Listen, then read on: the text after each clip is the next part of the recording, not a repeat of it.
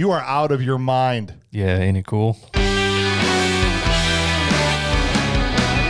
Welcome back to Bad Movies Rule, the worst movie podcast ever created. And today we're talking about one of the worst action movies ever filmed.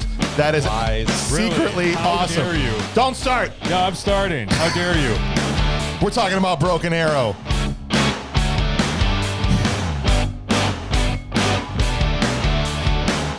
Your mom's the worst action movie ever. All right, it's going to be a feisty day, and I'm excited for it. Because I already can tell in the first 5 seconds It's three that we against one. totally disagree. Yeah, it's three against one. This is a fantastic action movie. Why do you hate this movie so much? It's an action movie. Why? Why do you dislike this movie so much? Because I watched it all the time? What do you think we're going to talk about? I'm going to explain in great detail why I don't like this.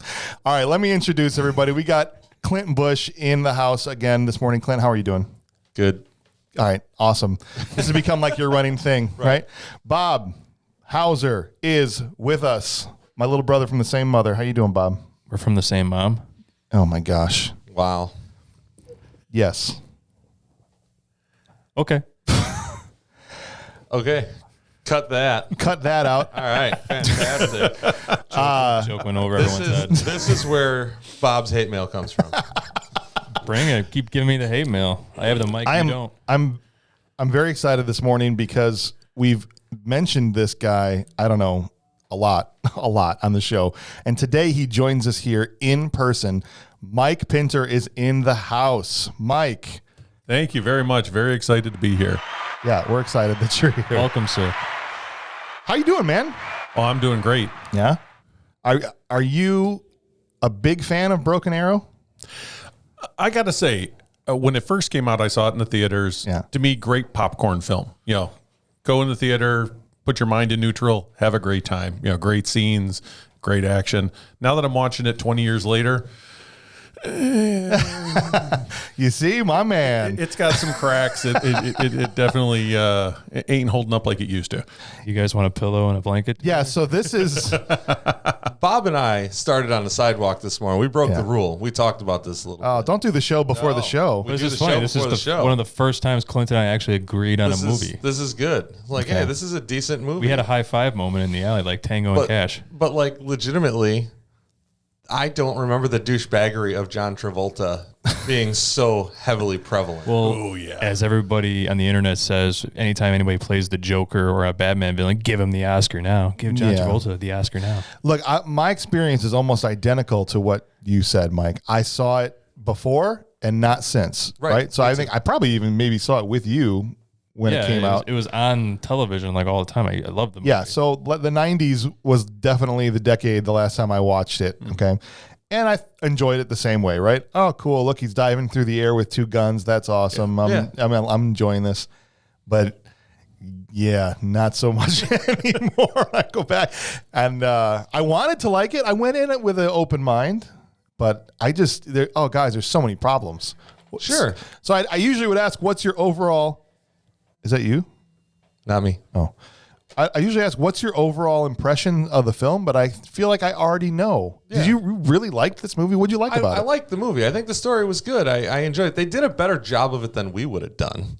Maybe not like blockbuster Hollywood $150 million job of it like this day and age. But I think that, in general, I like the story. I like the shots. I just, there was some of the acting that was definitely some choices or some coaching that was made that was like, wow, that's okay. This was John Woo's movie. We're getting to the vitals here. John Woo directed this film. This was only his second Hollywood picture after being well established in Hong Kong. And his first being Hard Target, which I'm sure we're going to talk about at some point. Another movie already you did. hate. Another Van Damme movie you hate. I do. Why? Dude, don't even get me started about the motorcycle. Have you seen Hard Target, Mike? Oh yeah. Okay.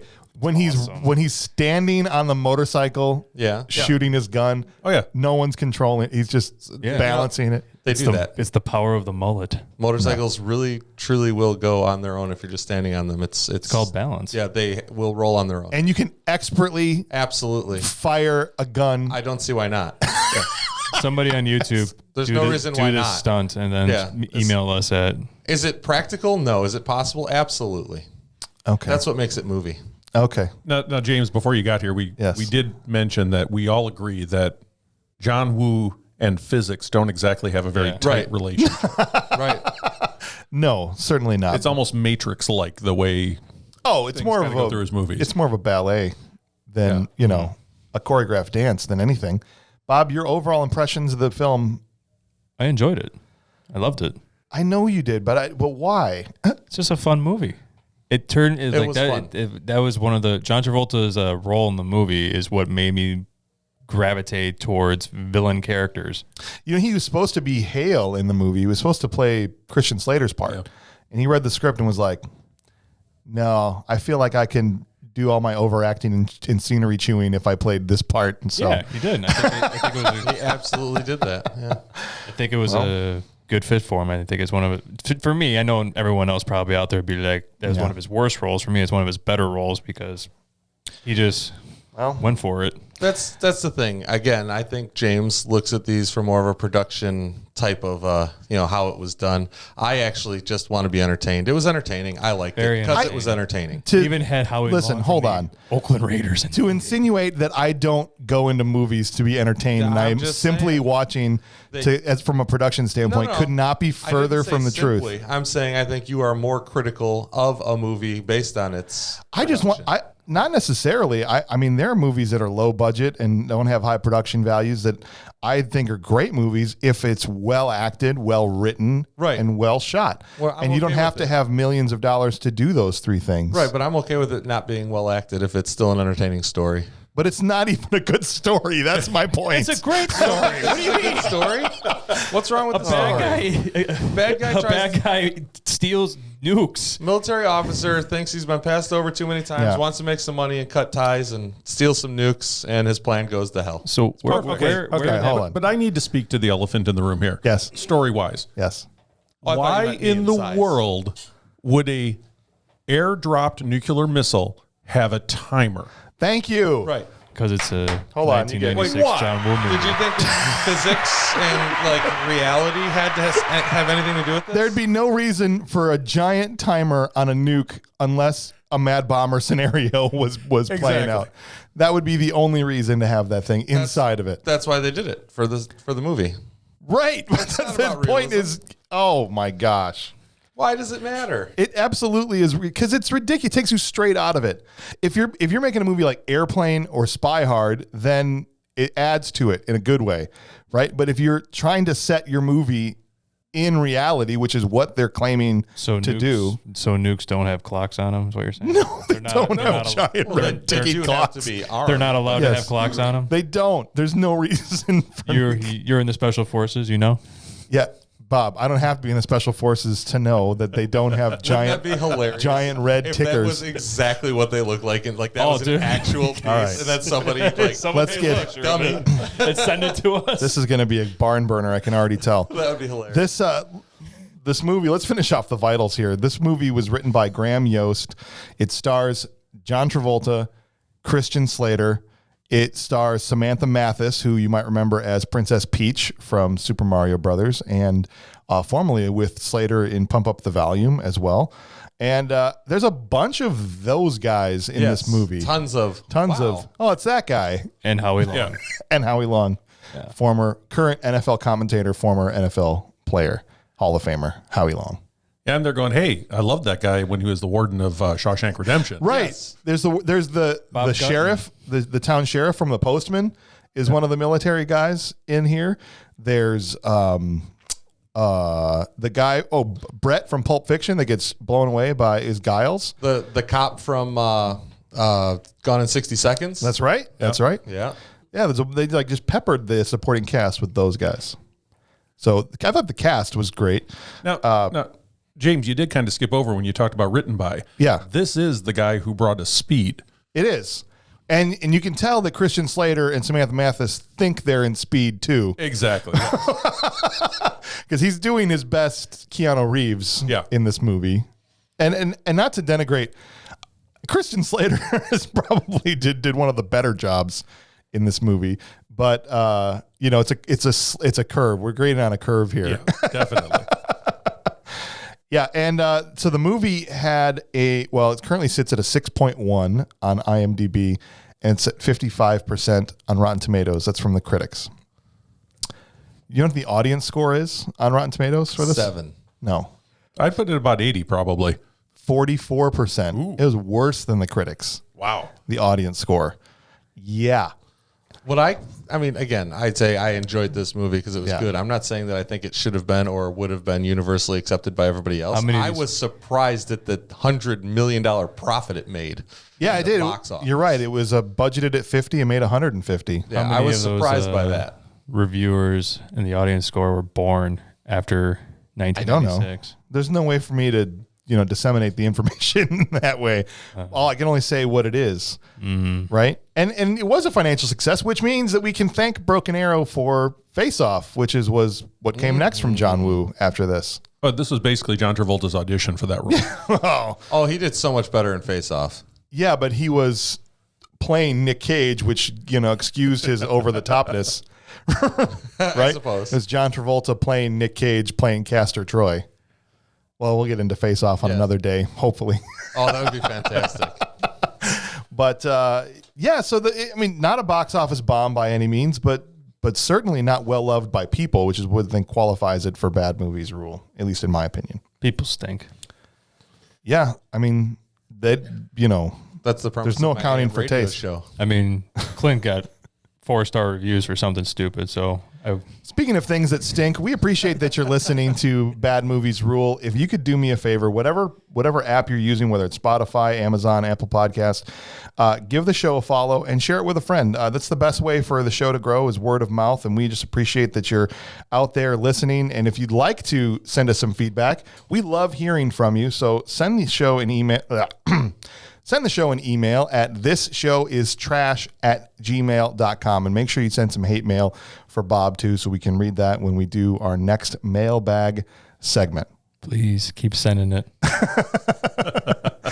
Well, let's dive into this movie, guys. I don't care about your opinion. Well, I know. That's why I know it's okay. We can do it and you won't be hurt. Let's dive straight in. This movie begins with one of the most telegraphed, what I call, full circles. Oh, yeah. In movie history, right? Oh, yeah. You know exactly what's going to happen at the end of this movie just by watching the first 2 minutes. Yep. But we start off in this epic boxing match between Travolta and Slater. Yes, the douchebaggery is pouring from Travolta right from the start. He's legitimately... I'm the best boxer in the world. I'm going to tell you why boxing is as good as chess, damn near. I can do everything you're going to see. Mm-hmm. And you can tell he's severely out of shape because he never takes off his long sleeve shirt. Well, not only that, it doesn't look like Travolta can throw a punch. It's like we've talked about, like you ever watch like an actor playing baseball in a movie and you can tell the ones that actually have had athletics in their past and those that have never thrown a ball. Mm-hmm. It's like he looks like a guy that's never thrown a baseball in a baseball movie.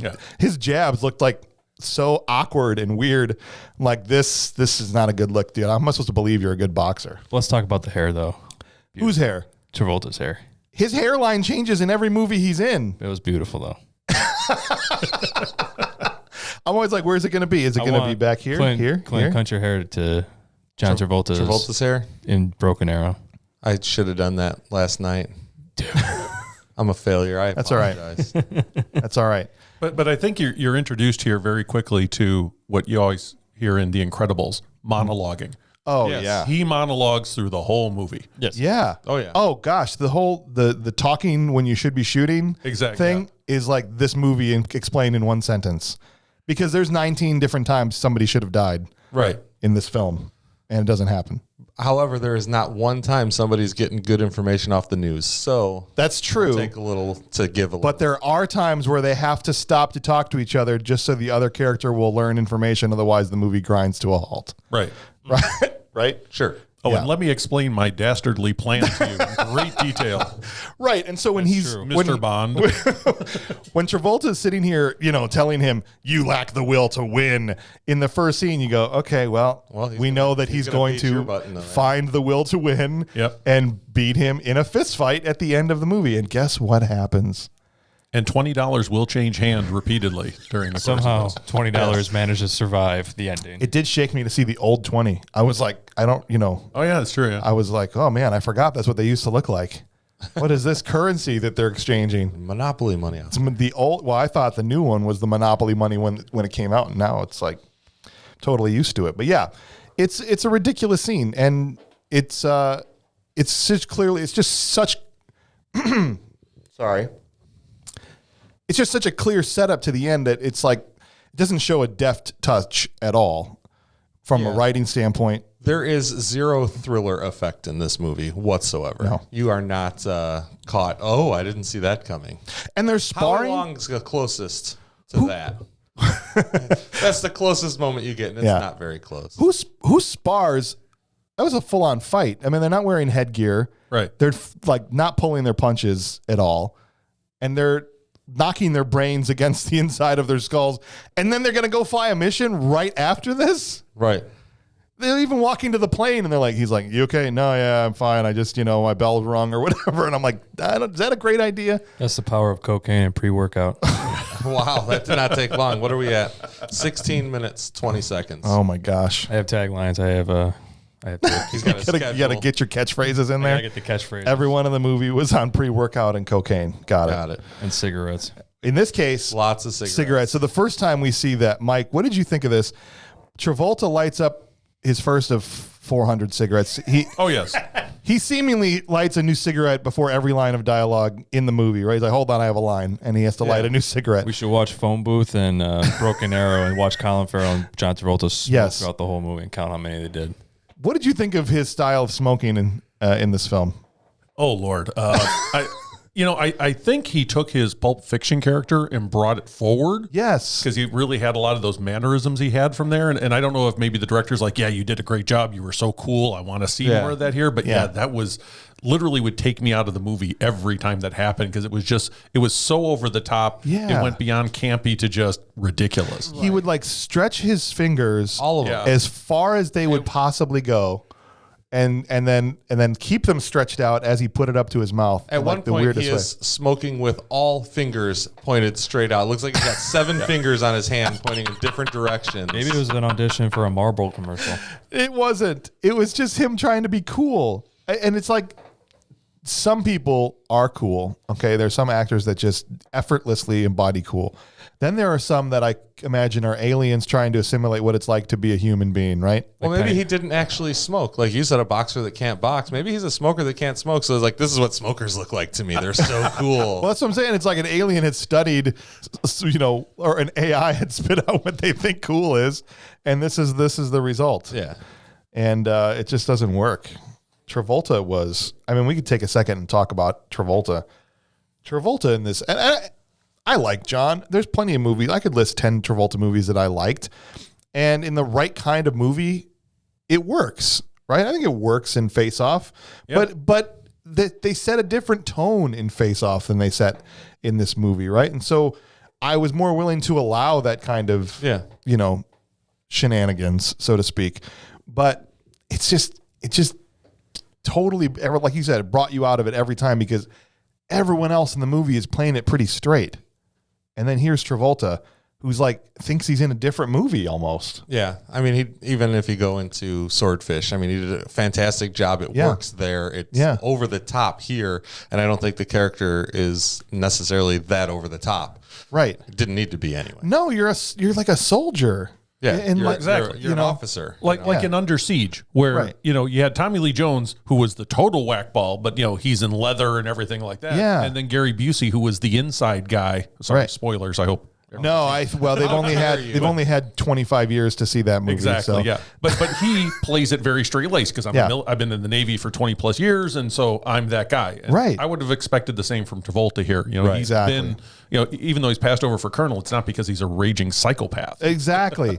But he surrounds him. Well, in this case, he surrounds himself with a few raging psychopaths because as we get further into the movie here, they basically, to catch everybody up, they're flying a low-level simulated incursion, or what they call it, penetration into another country, but they're in Utah. Right.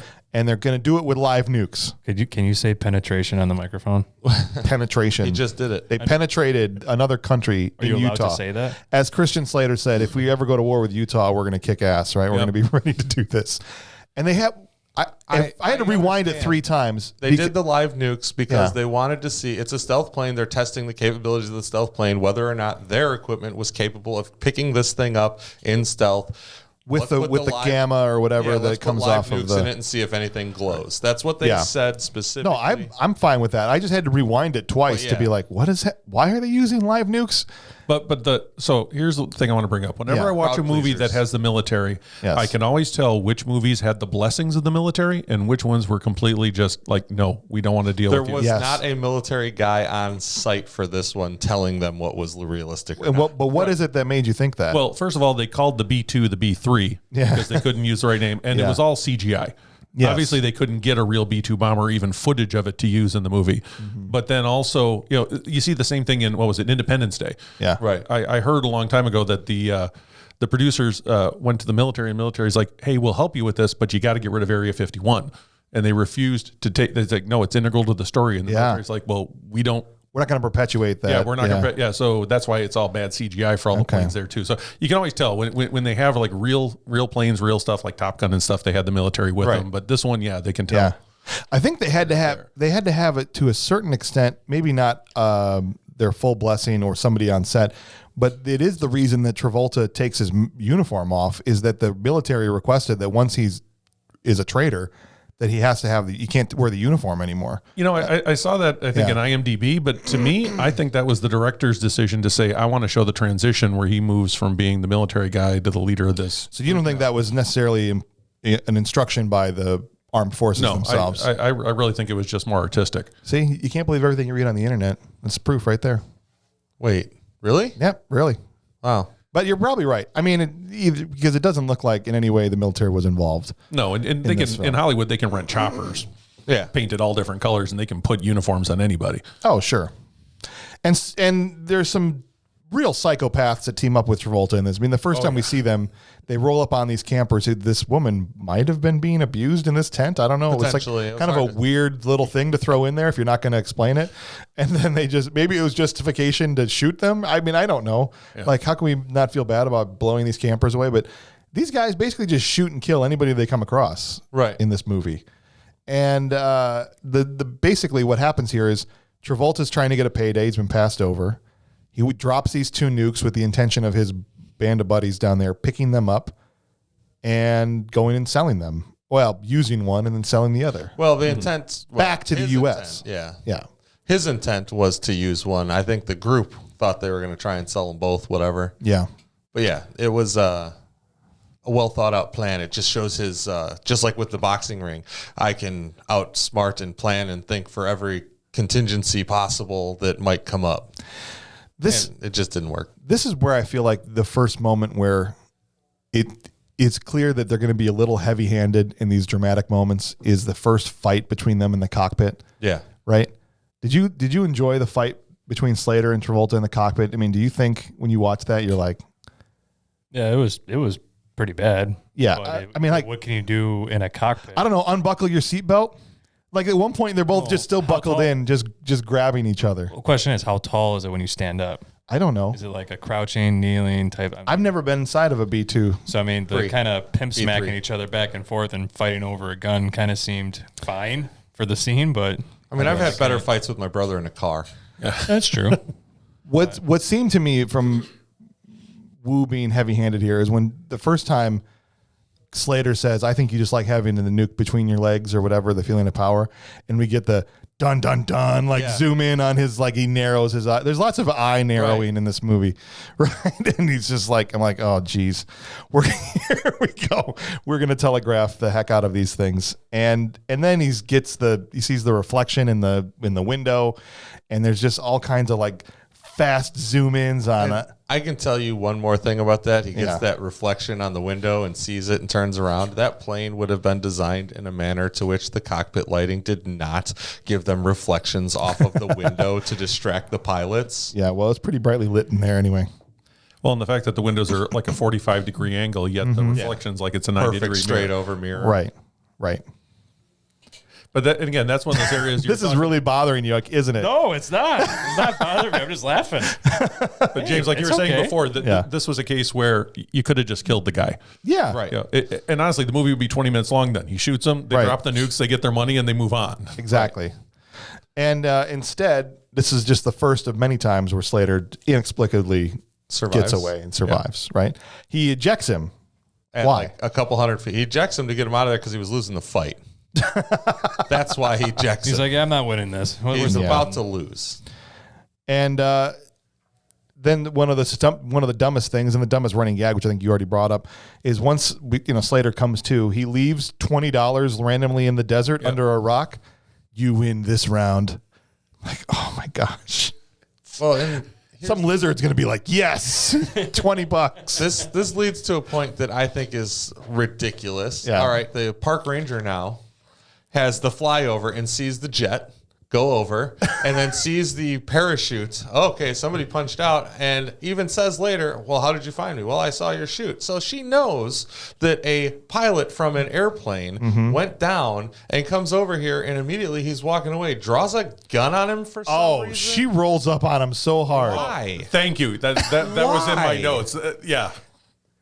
Absolutely no reason. Well, to create tension, obviously. Yeah. The two of them could have just talked to each other, said, yeah, I need your help. This is what happened. Exactly. And things would have moved on, but they wanted another 5 minutes of fight scene. But manufactured tension like that drives me nuts. Oh, absolutely, yeah. With absolutely no, like, they didn't earn that moment at all. Yeah.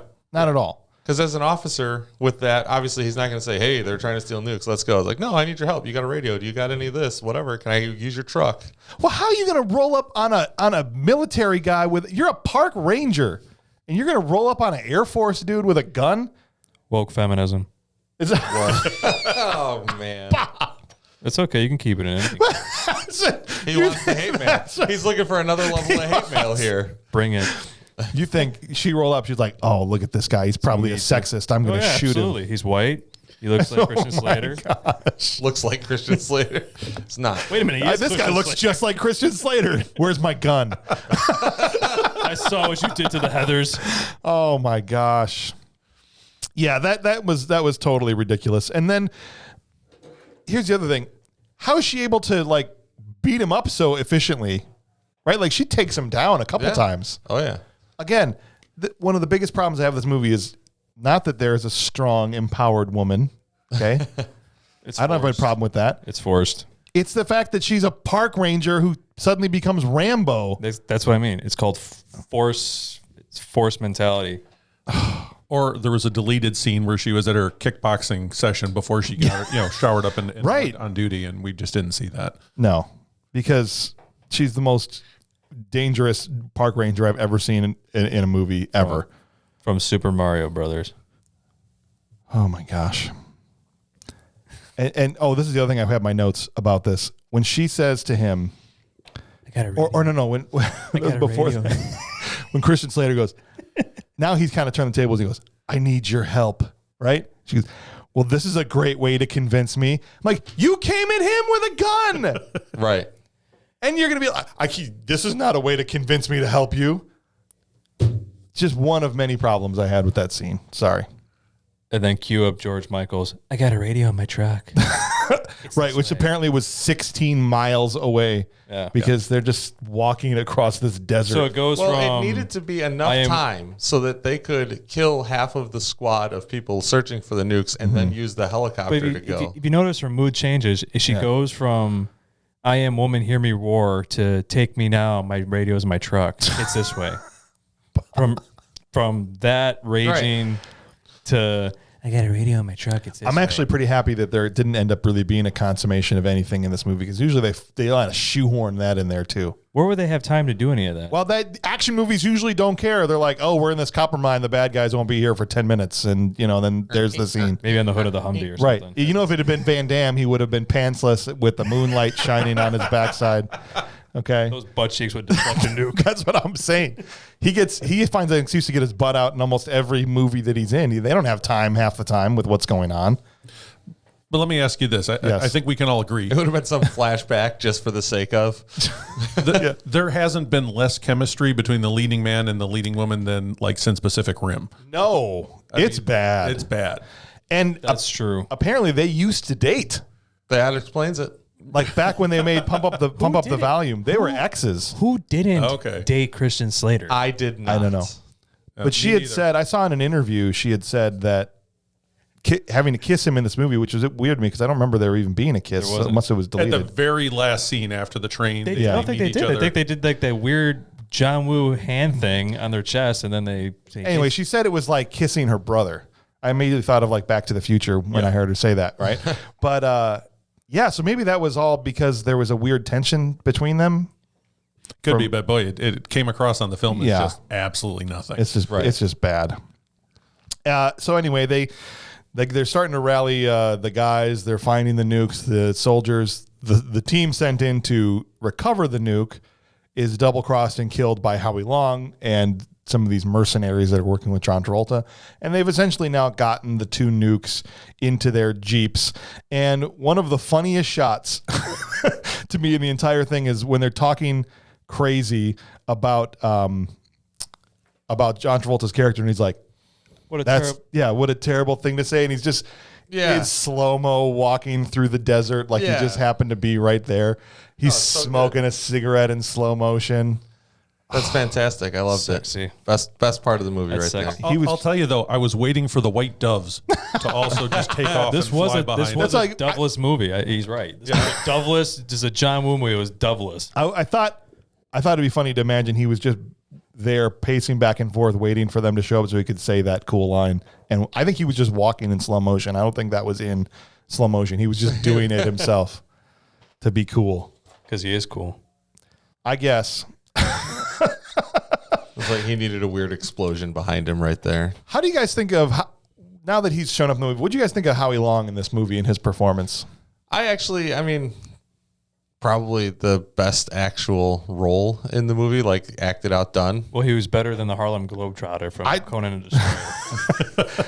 You mean Wilt Chamberlain? Well, you're right. This is the last athlete we had. Wilt Chamberlain in Conan the Destroyer. The Harlem Globetrotter as Bob. Howie Long was more useful. You didn't know this because the episode actually comes out. I think by the time we're recording this, Conan the Destroyer comes out this coming Friday. Okay. And when we brought up Wilt Chamberlain in that episode, Bob goes, "The Harlem Globetrotter." Now wait, hold on. Legitimately his entire reference. Because he was a Harlem Globetrotter. And I didn't read further on to see that he was an NBA player. The fact that you didn't know who he was is the surprise. Wilt Chamberlain didn't score 100 points in a game for you to know him as the guy from the Harlem Globetrotters. Well, anyway, I'm never going to let you live that down. That's fine.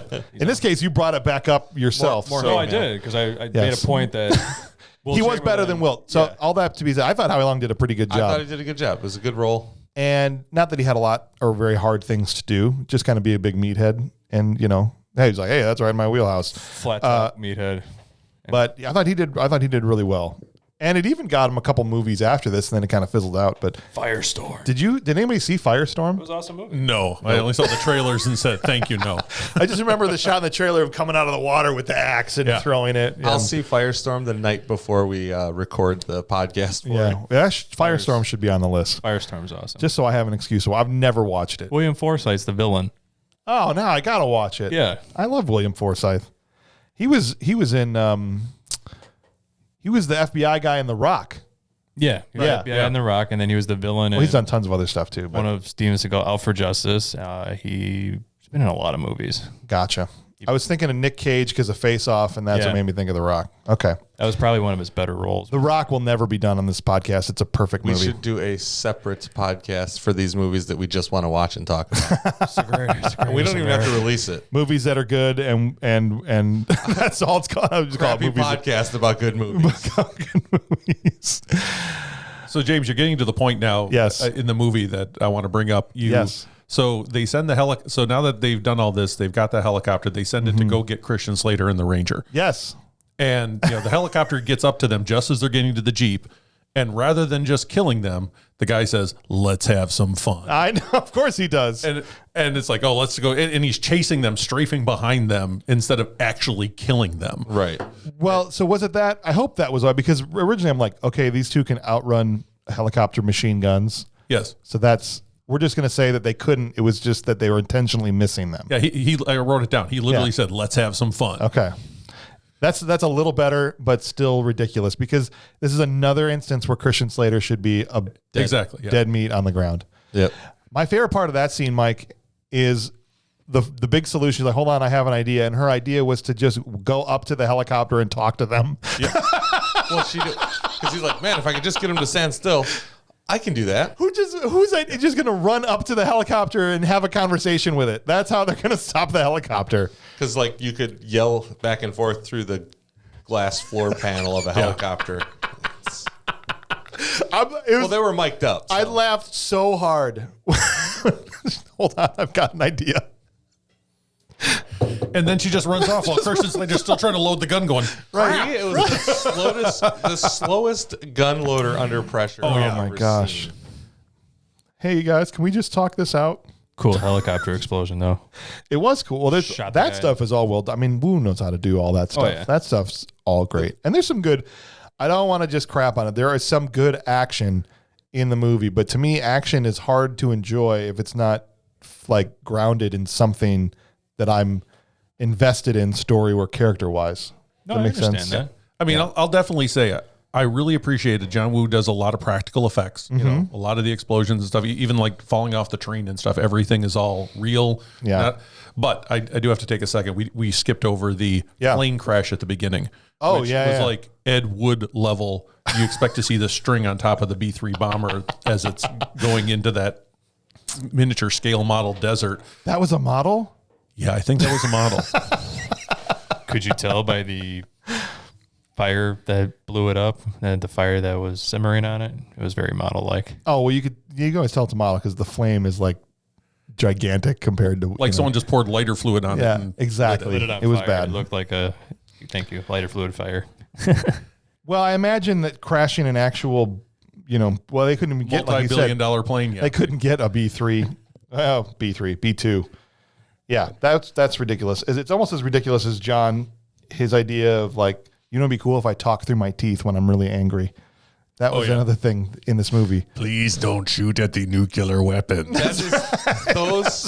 The twice that he does that is legitimately the only memorable quotes I could think of for the whole movie. But then the second time he does, I think they're in the copper mine, right? He says, please, again. Yes, again.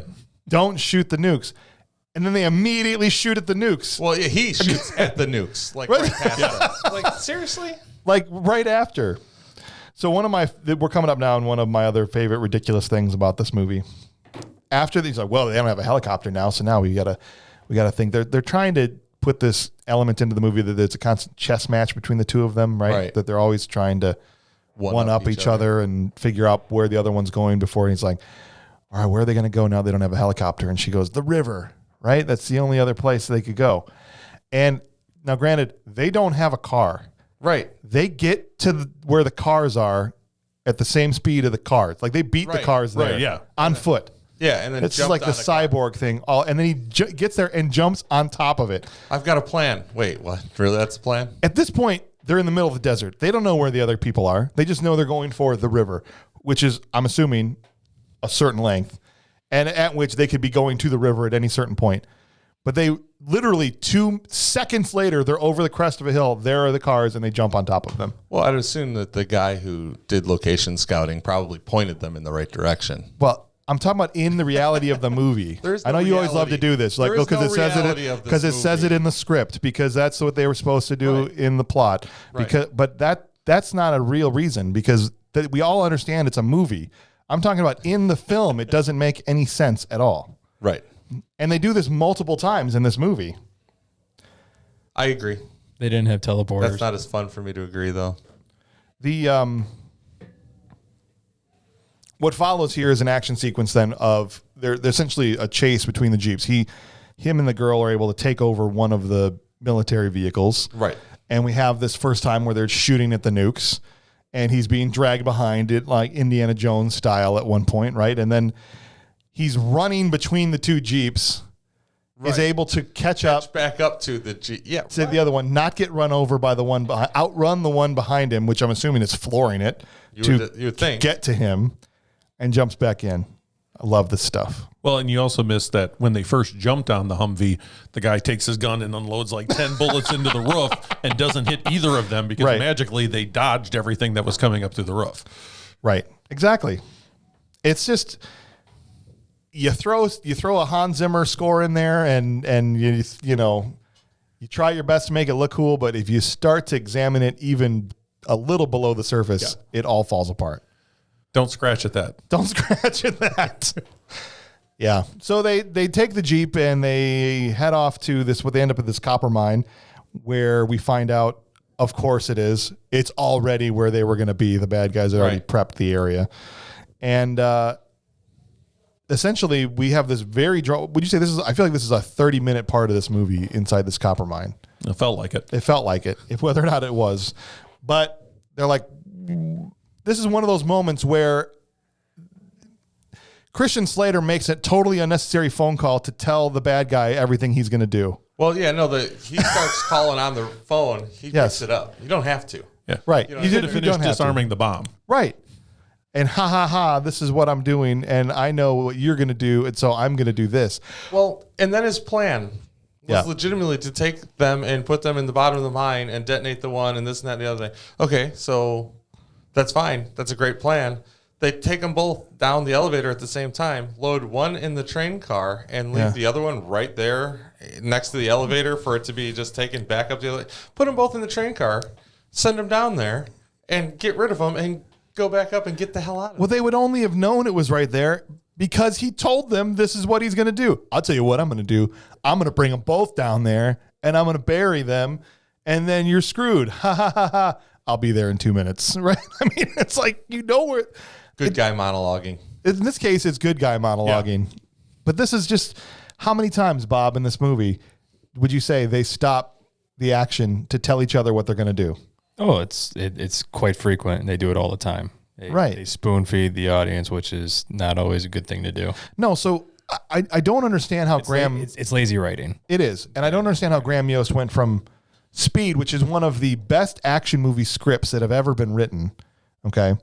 Not just from a dialogue standpoint, but just the nuts and bolts of the story and the feasibility and how it, I mean, there's, you know, probably you can scratch at a few things in that movie too, but this is so much worse just from that standpoint. I don't understand. You've written screenplays before and you know how frustrating it can possibly be. Sure. So, I mean, they always, like, some people say, like, you write one good thing, like one good screenwriter can write one good movie, and after that he doesn't really have much else to offer. Like, some people only have one good script in them, I guess, right? You can't all be Tarantino. Exactly. Could you look up Graham Yost for me? I just want to see what else he's written. So you know, I can sit here and nitpick the script. It's pretty weak, but and it's spoon feeding at its finest. But if you just want to watch stuff blow up real good, right? If you want to watch stuff for a couple hours, if you want to watch Travolta up to 20, because you skip 11, we're at 20 right now with the cigarette smoking in the hair. I mean, it's a fun. Oh, film. Right. What does he say? When they're driving away in the Jeep, he says something ridiculous. Oh no, this is when the EMP destroys the helicopter. EMP, electromagnetic pulse, everything shuts down for miles, including choppers and radios. That's right. Yeah. This was the moment where Travolta, to me, exceeded the 20. Right when they essentially escape the mine. The bomb is going to go off, and they're waiting this helicopter from the government. Which it's a great scene though, because the music, the way he looks, he's quiet, the montage shots of animal life and everything around, and the bomb hits and the helicopter goes down. But I think the scene that really did it for me is when he took the nightstick and just throat punched the guy. Oh yeah, right in the mouth and said, "Hush, hush." That was cathartic to me because it's what everybody wanted to do to that guy from back in Shawshank. Bob Guten's just got that throat punchable face. I mean, you wanted to do it in Shawshank Redemption. To me, the moment was when the EMP finally goes off. Well, the nuke goes off, and the EMP from the nuke downs the helicopter, and you get John Travolta hanging out the side of this Jeep where there's a crashing helicopter going, "I said, hot damn, what a rush." Yeah. Woo! I'm like, oh my gosh, dude. Deke, you're the man. I'm the man. Reasonable. I'm the man. Bro. Watch this movie. I gotta say, I like Back in the Cave where John Travolta and him were actually having a conversation with each other, which is like the first time they're actually seeing each other. I think through the rubble, through the rubble, yeah. And he says, "Nice move with the nukes. Shows initiative, determination. Proud of you." Yeah, that was the other one. That was the other one I couldn't think of. Proud of you. Proud of you. He would do that all the time. He would just shout the end of his line. He was just trying to get ready for Nick Cage. And you did get the great John Woo moment of when Christian Slater jumped both guns ahead of him. We should not for that. I forgot. And then a tuck and roll, and then that little hop over the barrel. That's right there. Little K parkour. Yeah, I think we're gonna reference a great action movie. Go see Hard Boiled, 1992. Oh, Woo did movies before he ever came to America that were absolutely greater than any of these. That is probably one of the greatest action movies worldwide. Go watch Hard Boiled. Watch it with subtitles. Hopefully you're not one of those people like, I can't watch movies with subtitles. Turn the English on. It's hilarious. Yeah, it's really bad. The dub is bad. Don't watch it with the dub. Bad. Watch it with the subtitles. Watch it with the subtitles, but the dub is bad. Hello, what are you? I would like some non-dairy creamer, please. I always wanted to be a cop. That's right. I am a police officer. I want justice. Everybody's looking at us like we're crazy right now. No, but you got to see it. But you can't have a John Woo movie. Thank you for going back to this without the 2-gun dive. Yep. That's what I wanted to see because they waited a long time to do that. And he's fully extended at one point. Legs, everything perfect. He does the twist at one point while he's diving through the air. Oh, this is on camera right and now. I immediately thought of that Simon Pegg movie. Hot Fuzz. Hot Fuzz. When his friend is following him around asking him all these questions. Have you ever done this? Have you ever fired 2 guns at the same time while it's diving through the air? I think it's one of the questions. You got a mustache. Straight. I know.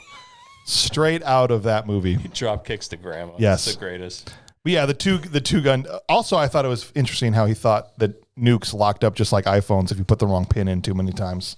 Yeah. That was in the manual. I think it was an Apple nuke. That was in the manual. the iNuke. Please contact Apple customer service to reset your PIN. To reset your iNuke But pin. you know the funny thing about Apple? This is the one thing I do not like about Apple is when you forget your PIN. Yeah. And they said, we'll contact you in a couple minutes to reset your PIN. Yeah. 3 days later, here's your new information to get your PIN. The customer complaint, Apple, fix it. How many, if you guys had to guess, this is what I wrote down at this point in the movie after the mine shaft scene. I said, how many explosions have people dove out of the way of so far in this movie? 7. Maybe. How about Frank? Frank got it the worst. The character Frank in that movie. Yeah. He shoots the nukes, gets in trouble by John. Yeah. And then is all shot up, then manages to grab, I think, 2 grenades, right? And then he's like, I'm just going to bite the grenade, and then gets shot. She really couldn't seem to do it. Because and then before he gets and then Christian does his woo dive move. That's right. Shoots him up, lands underneath his crotch, grabs his grenades Close in enough. perfect ball dropping format. That's and right. then pitches them at John Travolta. Okay, and the grenade goes off right on top of him. Behind him, yeah. It's like he's diving out of the way. The grenade is right here, and it explodes. Correct me if I'm wrong, but that's how the scene went, right? That's exactly how it went. Exactly. 1,000 times. I felt like I was watching it. felt like, it was perfect. So what you left out was 30 seconds before that after the park ranger pulls a gun on Christian Slater. Yeah. Now in this scene, she goes up behind the guy with a stick to hit him in the back of the head instead of actually shooting the guy who has been shooting at her for the last 5 minutes. Right. This is what I'm talking about. She's Rambo. In her fighting capabilities, especially in this scene, are not at park ranger level. I'm sorry. Right. You were in that's what I want to know her backstory. Well, this was the 90s. She fought in the Gulf War, right? Like they left that scene out. Exactly. There had to be a scene where she's like, "Yeah, I just wanted to go live the quiet life and be a park ranger, but I had 50 confirmed kills in the Gulf." Right? Because that was the level to me that she operated at in this movie. You put way more into this than I did. I just watched it. You just watched it. You're just like, that helicopter blew up. Explosions, cool. Diving gunshot. That's awesome. Oh my gosh. Babes, guns, and explosions. Nuke to the chest. Love it. Clinton. Okay, that was a great finish. I did appreciate it. See? Everybody agrees. the grenade exploded directly on top of Travolta. Sure. And literally the next scene, he stands up and dusts himself off and has a conversation with Christian Slater. Because he was jumping away from it. He wasn't, dude. It was go back and watch it, listener. Go back and watch this scene. The grenade goes off right in the practically on top of him, within feet of him. Yes, within inches of him. Oh. Yeah. Travolta was in the foreground or the background, where the grenade was in the foreground. This is where I wish we could do instant replay in this, and I could literally play it for you and go watch this. Go back. Well, you can do it in the post production. I'll do it in post. I'll do it in post. You got nothing else to do? No. All right. So the nuke. The nuke went off. Poor guy's busy enough. They escape in an underground river, which at this point I'm like, whatever. Okay, you escape in an underground. You fall. There's nothing here. Crash through rock into the river. That landed in a perf drop door format. That's right. Perfect. Yep. It was a perfect drop door format. And they take off in their Jeep, and guess what?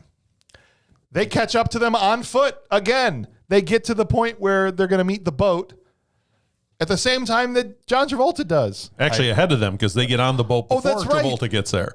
On foot. Yeah. They are the fastest human beings ever. She jumps in the boat. She jumps in the boat and hides underneath the cargo. At first, they're both in the boat. They both jumped on the boat. Travolta and them were there at the boat talking, blah, blah, blah. They go back to grab the nukes out of the truck, out of the Humvee. Yeah, and he keeps getting more henchmen. Like every time you're like, all of his guys are dead, he has 12 more guys. Well, yeah, there was 2 more at the boat. Yeah, he stepped. And then they get on the train and there's 16 more guys. What's the train? Can you imagine how many people were there?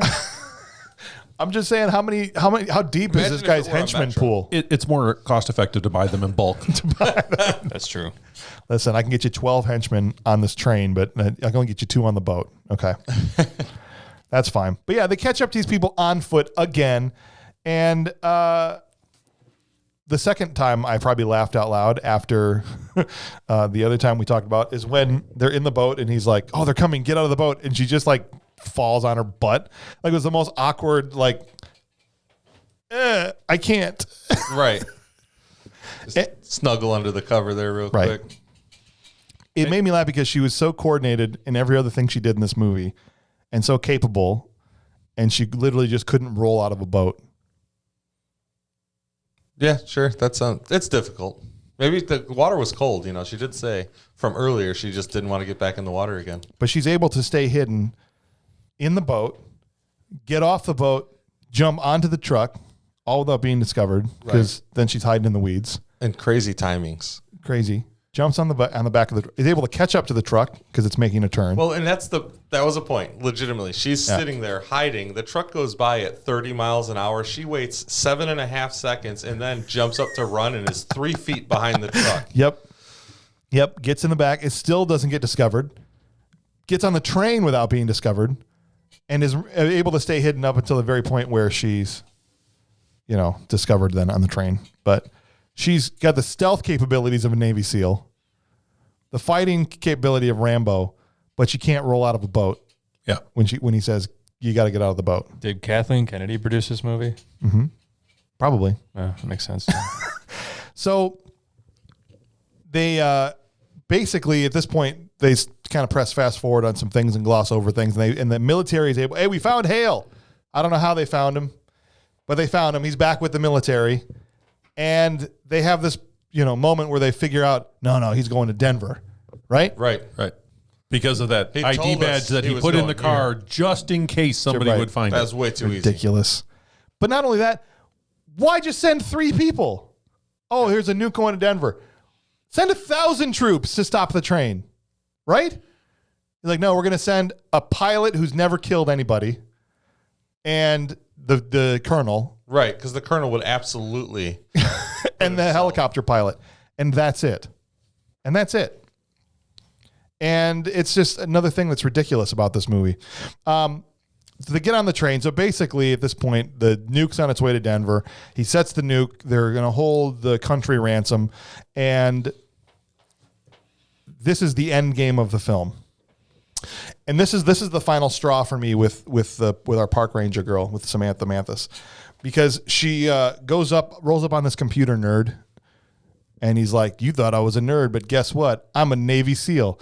And this park ranger takes out a Navy SEAL. With a hammer. The hammer. Yes, with a hammer.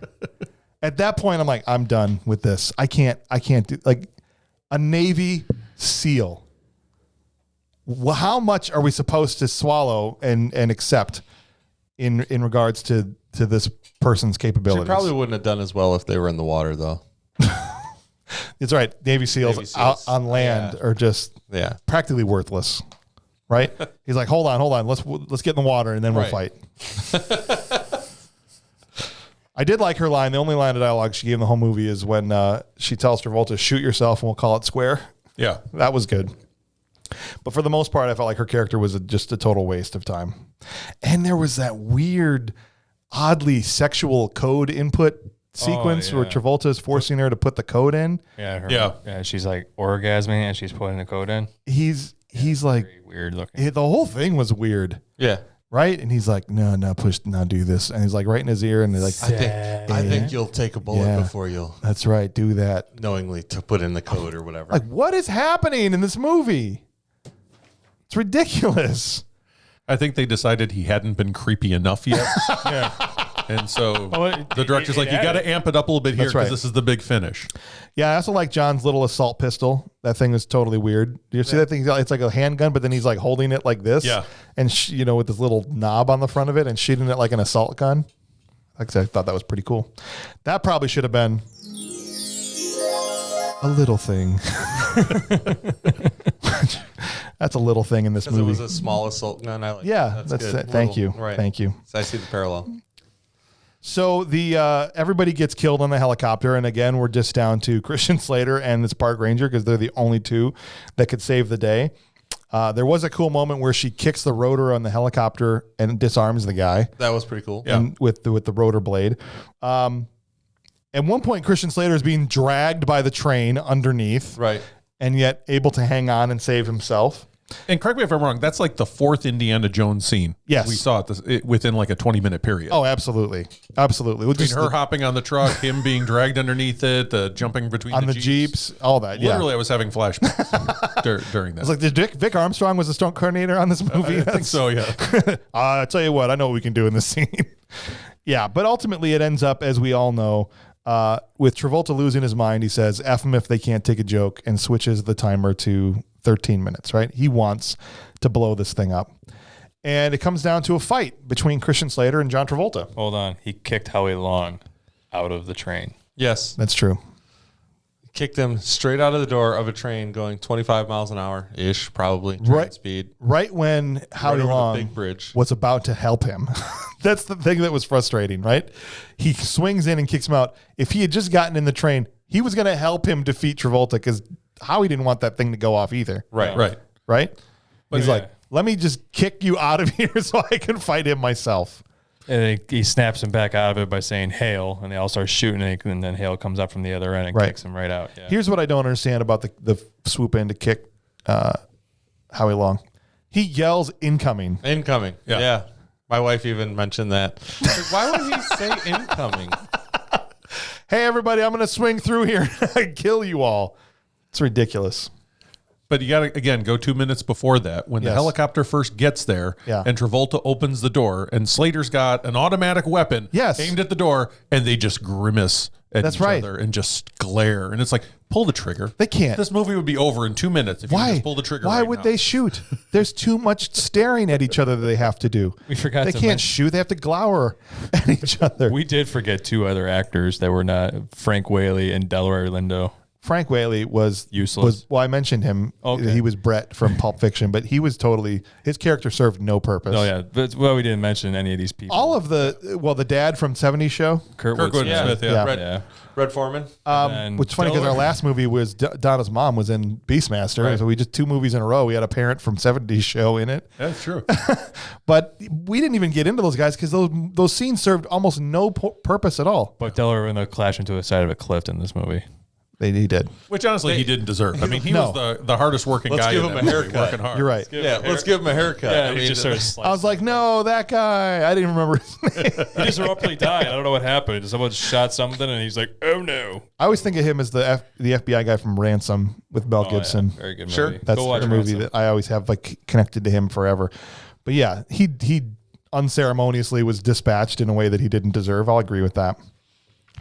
But he yells incoming, he swings in and kicks Howie Long out, which actually ended up being, making it harder for himself.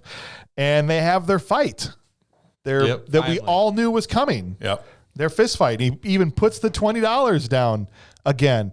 And I love that nuclear weapons have little handy remotes because they don't. Just walks around and it looks even the same as the readout thing. I push this button, this happens. I push this button, it's disarmed. Yeah. Oh, it's great. It's great. I'm going to make my own nuclear weapon. Fake one, of course. Sorry. fake one. And no, he's not. Sure. That's a little joke. That little joke. That's just a joke, guys. Just to put a digital readout on just to have the digital readout clock thing on there, and I'm going to have a handheld remote labeled. The fight was actually really good. Explode and disarm. For what it had to do. This fight was way better than the original one. Yeah. And then it was met with one of the most over-the-top bad guy demises with. Well, even before we get to that, we get the ultimate line reading from Travolta in this movie, which is when he says, "You're out of your mind, Deke." Yeah, ain't it cool? Ain't it cool? Yeah, ain't it cool? Bro. I love it. I love it.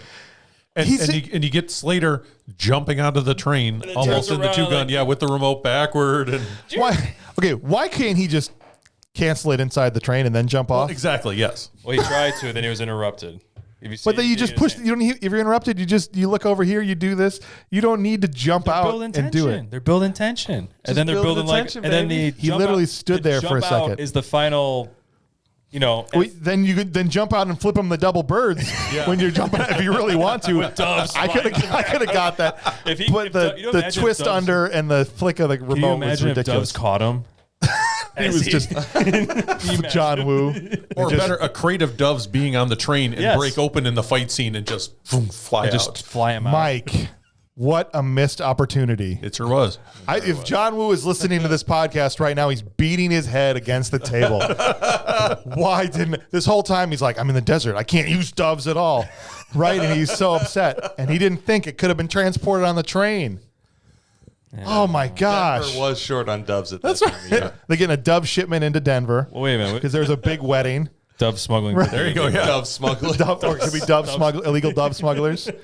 That should be a Van Damme action movie. Someone laced these doves with chemical weapons and they're smuggling them into the country. He's already made movies about like designer jeans. At the end of the movie, the bad guy sends the final dove with a bomb strapped to it, and he just roundhouse kicks the dove back to the back. Back to the guy, and it blows out. Bob just wrote a Van Damme movie in 2 minutes, and it's on brand. It's good. And it's totally on brand. That's amazing. You're welcome to whoever's going to write that movie. We're going to write that movie. John better come here and kick us in the face. Listen, he'll do it. You send him that script, and you'll get a call. Yes, after I saw him do Huck in his show in his Huck Finn. Did you ever see Jean-Claude Van Johnson? No. Okay. Jean-Claude Van Johnson. So there's it's only a 6-episode series on Prime. Okay. Starring Van Damme. And the whole point is that his real name is Jean-Claude Van Johnson, and he's actually makes movies as a cover for being a secret agent. And so all of his movies, so his first, and it's like just a bunch of references to his past movies and jokes about himself. It's totally tongue in cheek. And the movie he's filming next, that's his cover, is Huck Finn. And so it's literally him in like the straw hat and overalls, and he's just like oiled jacked, like fighting in his like overalls and Huck Finn hat. I was so upset they didn't get a second season. I know you don't think it needed one. Oh, they needed all of them. But they canceled it. I don't know. So NCIS gets 22 seasons of boredom, but then we can't. Every episode is gold. Yeah. Yeah. But anyway. By the way, Bob, the movie, we're going to call it When Doves Cry. I can see the poster. Perfect. Oh God! And Mark. I just watched the movie in my head. I saw the whole thing happen. The villain should be played by Mark Dacascos. Who's Mark Dacascos? He was the bad guy in John Wick 3, the bald guy. Oh, that guy. Yeah, and he did Drive. Remember that movie Drive that you and I watched? We got to do. Why haven't we not drawn Drive yet? Drive upsets me. When Albert Brooks got killed, it was such a disturbing scene. I don't think I could watch it again. But that fight scene in the nightclub between. Yeah, that was better. Yeah. So anyway, he dives out of the train car with this totally unnecessary, twisting and to get the remote to turn off the nuke, which could have done it on the train. I think, and he lands, right? And then we get this moment where the girl is still on the train. She's on this, the helicopter platform, and it's all on fire. And then at one point, jump off the train. Right. Like her jacket starts on fire. If you're standing on a flaming cart long enough for your jacket to catch fire, it's time to jump off the train. What is she doing? Taking off her shirt. She finally gets off, and the train crashes, and we get Travolta's. She finally gets off the train. Sorry. That was a weird pause, James. Good save. I'm sorry. Between me taking her shirt off and James saying get off, and Clint's like, oh, I gotta save this. The train. She finally gets off the train. The train, everyone. PG. She gets off the train after having button-dialed oral foundations with John Travolta and a gun in her mouth. Wait, what? What? Cut that out. I was trying to. Yeah, we're gonna have. Oh, with the code, I was like, I thought that happened after. I was like, nothing happened after. Okay, sorry. But as you mentioned before, Bob, the most ridiculous death sequence for a villain in a long time happens. Yes. What happened? Describe it to the people at home. Christian Bale. Christian Bale was in this movie? That was awesome. After Christian Slater. That guy is such a chameleon. He played John Travolta, didn't he? Changed this. He played John Travolta in this movie. The guy is a chameleon. I'm telling you. I could not think. I couldn't think of where we could have put Schwarzenegger in this. But Bale would have worked. Absolutely. Howie Long. Schwarzenegger direct swap out for Howie Long. Well, I don't know if that's a big enough part for him in the 90s, but I could have put him in the Christian Slater part. Yeah, and then put Christian Slater instead of Travolta. It would have been a way better movie. Oh, way better. Sorry. But so how does Travolta die? The train crashes. The nuke now becomes a launching projectile and goes straight for Travolta. Travolta stands up and sees this nuke, stands up, smiles, and gets harpooned out of the train into barrels. Empty barrels, because they all knock over very easily, and they all explode. All these empty barrels explode. And launch into the air like Will Smith on the 4th of July. He gets penetrated by a nuclear warhead. Yeah, by the biggest nuclear warhead ever to penetrate a white guy. This guy got killed by a nuke. You'd think, okay, well, he was vaporized. No, he got stabbed through the abdomen by a nuke. If you watch the dummy, it was a dummy, obviously, because I watched this and I thought Travolta did the stunt. I don't think they killed Travolta. To people out there, did they really do it? No. Travolta's like, I did my own stunts. It harpoons him, so the dummy goes out normal, but the second shot, the dummy's sideways. That's right. Because they're shooting it at like 50 miles an hour at that point. Yeah, but no, it was a great death. I always love over the top. That was one of my favorite parts. I'm like, yeah, it's ridiculous. He just stands up and this stupid zoom in and smile on him as the nuke is coming at him. He's just like waiting to receive death, and I mean, it's just ridiculous. But I enjoyed it. I like that kind of stupid stuff. At that point, I was like, let's just get this movie over. And then it kind of ends kind of abruptly. I felt like, right? They're like have that little moment between the two of them. Yeah. They grab hands and. You better take me in. And she holds their hands together, and then the credits. Yeah. That's like, Broken Arrow. And again, zero chemistry there. No. Oh gosh, at the end. Yeah. Oh yeah, it was uncomfortable. The closest thing to chemistry was when he jumps onto the train and she's like, "Okay, you can come," throwing back his thing from earlier. Right. That was the closest to chemistry they came. You're right. It was like even that was like an asteroid barely missing Earth by 400,000 miles. That was the closest it came to Earth, but it was still pretty far. All right, guys. Well, it's time for us to have to give some awards to this movie. As we do in every episode, we give out a Will Patton Award, and we give out our top 3 performers and the trash can full of dirt, which I think will be hotly contested in this movie. But it's not all bad. As we say, these are bad movies, but they're bad movies that rule. I enjoyed watching it, not for the reasons intended by the filmmakers, but you guys enjoyed it for different reasons too. Yeah. And I think, we'll get into all that. But for now, we're going to start with our Will Patton Award. Who is your nominee for somebody in a small role that was just bringing the intensity and was really throwing fastballs and doing really well? Howie Long. I was with you. Yeah, 100%. Yeah. I was at torn as whether or not, because the other acting wasn't as good, to throw him in my top 3 just because he was better, but I think it was a smaller part. Right. I agree. Howie Long. Mike? Yeah, I got Howie and Delroy. Were kind of my 2 there, because Delroy, I mean, he's the only military guy who acted like a military guy the whole time. Thank you. I was gonna say Delroy, but I don't want there to be a tie, so I'll just go with Howie, so we have a clear winner. Yeah, definitely. But I mean, he was right there with me as well, and I love that guy. But Howie Long, for being his first movie ever, yeah, and you're like one of the better performances in a movie with like established Hollywood actors. It's pretty impressive. So Howie Long is our Will Patton Award winner, and I think Howie Long has actually got a pretty decent filmography that like only ranges like 4 movies, but just because of that. Yeah, like he did Broken Arrow, they did Firestorm, and then him and Christian Slater did 3,000 Miles to Graceland. That's right, which was drafted, right? So we'll be doing really that good one. In that. So I mean, Howie Long's got some skill. I think we'll end up doing all of Howie Long's entire filmography is probably what's going to happen. Sign me up. As long as I think Will Chamberlain, I'm if happy. He wins the award, the least we could do since he won the award is to do Firestorm. Are we going to do the Will Chamberlain Scooby-Doo special? When he's like the Harlem Globetrotters? He only did the one movie. Yeah, we did his entire filmography. We already did his entire filmography. Check him off. He was in 2 other movies, but he was playing himself in like cameos. That's not an acting role. No. All right, perfect. Well, then let's go to our top 3 performers. Who, if you ranked from third to best, who gave the best performance in this movie should be your number 1? Delroy Lindo. That's your number 1? Yeah. Okay. Who's 2 and 3 for you? I would say 2 and 3. 2 would be Travolta, because you got to have Travolta, because he brought it. What is it he brought exactly? I mean, he brought something. Okay, he was over the top. Yes, he was great in the sense of I just enjoyed his villain. He was really a memorable villain for me. Okay. And who's your number 3? I don't know. I lost my train of thought when I was discussing Travolta. Okay. So Travolta again then. Okay. He's insane. I'll just go with what did I say? Delroy, John, the B-3 bomber.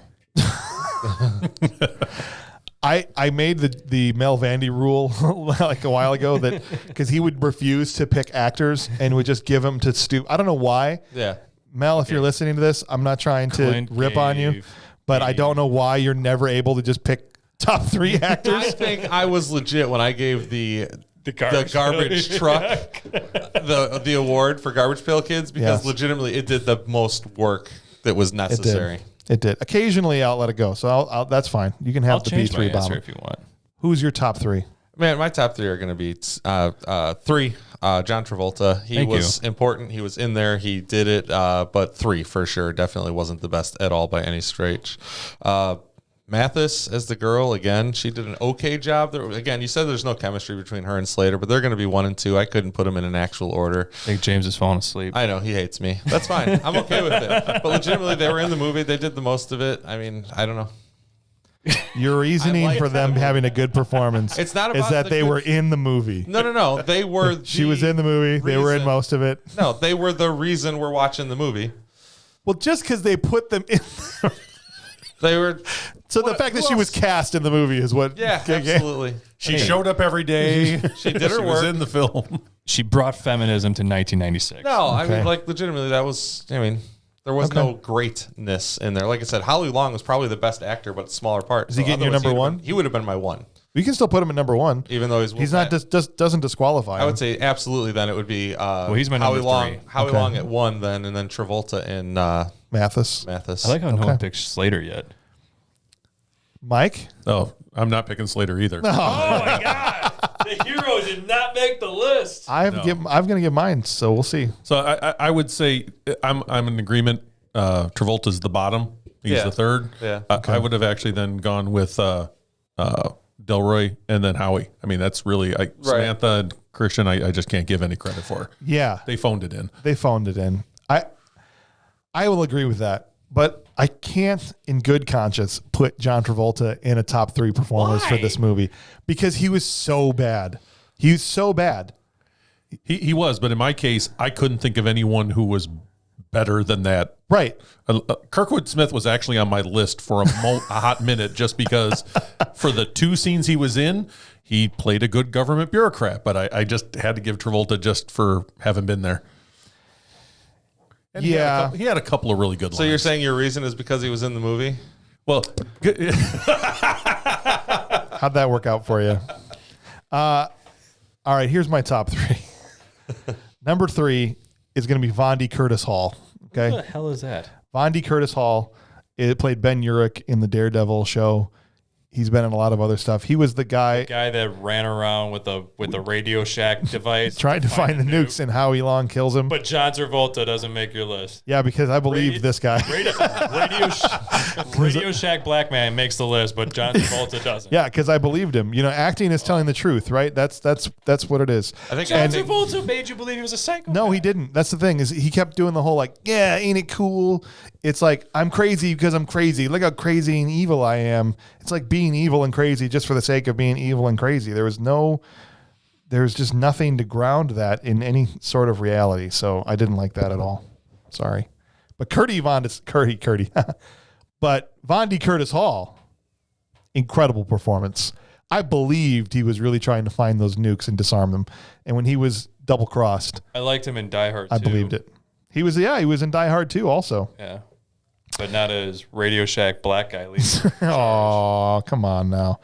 I'm going to go with Delroy Lindo as my number 2 and Howie Long as my number 1. So all 3 players were the top performers in this movie. I don't think Christian Slater did bad. He just didn't do anything. He just, like you said, he phoned it in, right? And we now have to give out our trash can full of dirt award. So whose part, from an acting standpoint, could have been played by a trash can full of dirt? Well, I don't. The first one here, I would put Whaley. I have 2 that I'm in contention. Yeah. Not because he did a terrible job, just because the role didn't need to exist. But I think the more etching one was Bob Gunton's character. Yeah. Just because I hated that guy. I legitimately couldn't stand that. Well, the whole point is him just wandering around going, "What about my money?" Yeah. And he was on my list too because I loved him in Shawshank and I've loved him in a lot of other movies, but they just wrote him as such a whiny. Yeah. Oh, yeah. And it's like, that isn't the guy who would be putting this together and running And it. the guy who would be the whiny money guy wouldn't be on the mission. Yeah, like, why are you there? You underwrote it, but do you have to be here in the desert getting shot at? Let the people do the work. No, that doesn't make any sense. I was going to say Bob Gunton as well. Yeah. For that reason. I always thought it'd be funny to just have a trash can full of dirt riding shotgun in this Jeep and be like, who's this? This is our financial backer. How about for you, Bob? Samantha Mathis. Samantha Mathis. I can't argue with it. I thought her performance was awful. Yeah. And everything that they wrote her to do just upsets me. Yeah. Well, her line readings were bad. I just, the fact that she was able to just be Rambo without any justification whatsoever. Yeah. Annoys me. No, me too. Me too. Sorry. I'm not swallowing the pill of a 120-pound woman being able to. But to be fair, just so people at home don't think that you're just a raging sexist, there are movies that star strong women beating up all kinds of people. Charlize Theron is one of my favorite actresses, and she's a great action star. So as long as it's believable, then you're fine with it. It's when someone looks like my babysitter is whooping everybody's butt, I'm not going to believe it. I think it's still amazing that you have a babysitter at this age. I know. He needs constant supervision. I do. No, I don't. Well, I'm not a sexist maniac. No. Now it's time. I saw a movie where, it's time to ask the important question, guys. you were evil. We've examined this movie from all angles. We've talked instead of shooting each other like we should have. And now we have to answer the important question. Is Broken Arrow a bad movie? I don't think so. No. I enjoyed it. I'll watch it again. Okay. Bob, you said no? No, I don't think it's a bad movie. I think it's a very watchable bad movie. Okay. I think I'm more with you. I think it's absolutely entertaining enough to watch. It's not like take this DVD, throw that in the garbage bin, and never look at it again. Right. I'm not saying it's a good movie, but it's not a bad movie. Yeah. Okay. It's a very popcorn, turn your brain off flick. So has anybody's opinions changed since this discussion, or do you still feel the same way about it as when we started? Opinions about you, maybe, but that's all I mean. Do you think less of me after having this discussion? That's what I want to know. No, I couldn't possibly think less of you. I'll have to try harder next time. I will admit, Clint and Bob kind of made me like it a little more. You know, okay. I realized maybe because I was coming to a show where I was going to be critiquing it, I was probably a little harsher on it. I think a lot of people, and they helped. You made me watch Megaforce, sir. Yes, I did. All right. Now that I got you face to face. Yeah. So real quick, because we've got a couple minutes. You did this to me. A couple minutes because Mike's got a hard out. So I don't want to take too long. He has to leave at a specific time. A hard out is a figure of speech saying he absolutely must be gone by a certain time. It's not like, oh, I kind of have to go. I have to go. Why can't you just say he has to leave? Because it's easier to say he's got a hard out. Not after we have to explain. Yeah, this took a long time. Yeah. Wow. Okay. Anyway, explain just because you've been dragged a little bit on your choice of this movie, right? And so I would just like to offer you an opportunity to defend why you would, enjoy Megaforce, or I want to know what your overall thoughts of Megaforce are. Okay, well, first, I want to say I feel totally vindicated because for all the crap you guys gave me while watching Megaforce and reviewing it, I paid attention. You mentioned Megaforce in every episode since then. It's one of the worst. It's become like a running gag. Exactly. Yes. And I gave that to you. You did. So I own that, and I am proud of it. I want to be very clear about Fist that. bump. I want to say thank you because it's provided an endless source of material. I don't think he actually liked the movie. I actually expressed some frustration because I think that people are maliciously putting movies on the list that are so bad. God. We're going to make these guys watch this. We're going to make these guys watch this. I think that's what you did. No, because Die in a fire. To me personally, Small fire. Megaforce is one of those movies that is so bad, it's funny. I mean, when you're watching those missile shooting, and you can tell they're just Estes rocket kits, and their fins aren't right, and they're shooting off in every direction, and the cheesy green screen when he's flying his motorcycle onto the plane. That was real. The barrel roll was not real. Yeah, that was real. It is just feathered hair in the wind. It is like his hair was high real. school film class quality. And you just have to enjoy the fact that these people went in the desert and shot that film knowing they were making that hot turd. And they powered through and they brought it to us. And hey, we got to enjoy it then. I'm honestly jealous that they had the money to be able to go get all these tanks and dune buggies and just, imagine how much fun that would be. Like, let's just drive these things around. We'll turn the cameras on and we'll just get to drive tanks and dune buggies around and motorcycles. When James told me you guys were doing this podcast many months ago, that was the first movie that came to mind. I'm like, okay, it is a stinking pile of trash, but it is funny. I will always love the way ciabatta bread sat on that rock. Ciabatta bread. She owned Now, that you rock. said that if you ever got a copy of it, you'd play it on a loop. Have you been playing it on a loop? It's still there. I don't have a DVD player there yet. I got a DVD player. You can have it. If you promise to play You it. said that you would play it. I didn't say when. I didn't say for eternity. It's got to happen, man. Everybody deserves to have their face melted and exploded while watching. Here's what I want really you to do. busy guy. Would you do this for me? Doing it. On a race night, starting earlier that day, for 24 hours or however long from open to the time you leave, play it on a loop. Sure. Where people can see it, not like in the corner, no one goes. Upstairs by the cameras. Okay. Play it. Please. I think it would be the most fun. You don't have to keep it going for days and days and days, but I just think it would be the funniest thing. What is this? Ever. I'll put it right by the rocket display. Perfect. Tons of SS rockets over there. As seen in Megaforce. Can we take a Megaforce DVD and strap it to a rocket and launch it in the air? We could. We're gonna listen. There's gonna be and a Megaforce DVD. There's gonna be continuous Megaforce content that we're gonna put out. Thank you. We'll Mike, be strapping it to Megaforce. rockets. We'll be It's the playing. gift that keeps on We'll giving. be playing pranks with it at his shop. The Megaforce love is never gonna end. We're gonna keep finding ways to talk about this movie. Hey, you didn't pick do it Suburban even more. Commando, so No. No. That was- I would that was never. 100%. You'll never be forgiven for that one. Well, look, we appreciate that you've all been on here and listening. We are going to have a new episode out every single Friday. And so we are actually going to be taking a week off. You guys won't know because the episodes will keep coming. We have a little bit of a backlog built up here. So we're going to take a week off. So I don't have a new episode to tease because it's going to be one of 3 different movies. So we're going to figure that all out, but just stay tuned. It'll be a surprise. Just think of it as a fun surprise. Next Friday, there'll be something coming out. And you just don't know what it is, but it will be there. Rest assured, you can count on us to release a new episode next Friday. We appreciate you listening. For Clint Bush, Mike Pinter, Bob Hauser, I'm James Hauser. Thank you for listening. Take care.